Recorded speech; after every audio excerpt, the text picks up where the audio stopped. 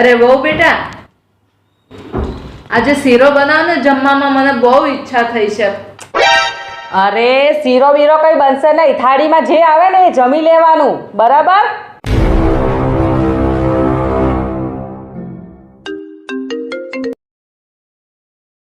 હા પપ્પા, કેવું છે? બસ માર તો મજા છે.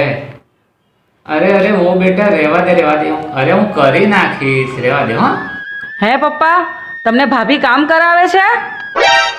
હા તો હું એનો વારો પાડી દઉં.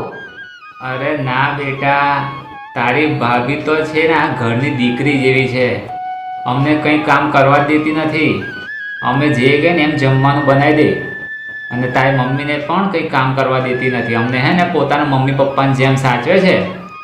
અરે પપ્પા, એ જ તો સાચી વહુની નિશાની છે. હા તો પપ્પા હું મૂકું ફોન. હા. અરે મારી ભાભી વહુ તરીકેની બધી ફરજ નિભાવે છે, તો હું પણ તો અહીંયાની વહુ જ છું ને. મમ્મી, તમને શીરો ખાવાની ઈચ્છા છે ને, તો આજે બપોરે હું શીરો જ બનાવીશ.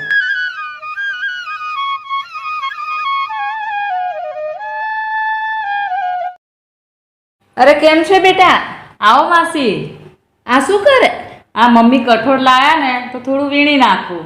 તારા લગ્નને કેટલા વર્ષ થયા બેટા? 12 વર્ષ થયા. તારા લગ્નને 12 વર્ષ થયા, તું કેટલી વ્યવસ્થિત રીતના રહી છે. મારી વહુને 1.5 વર્ષ થયું લગ્ન કરે, પણ એક કેમાં ઠેકાણા નથી.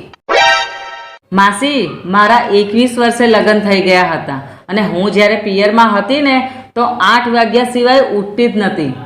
અને અહીંયા આવીને તો મારા સાસુએ મને 6 વાગે ઉઠાડી દીધી.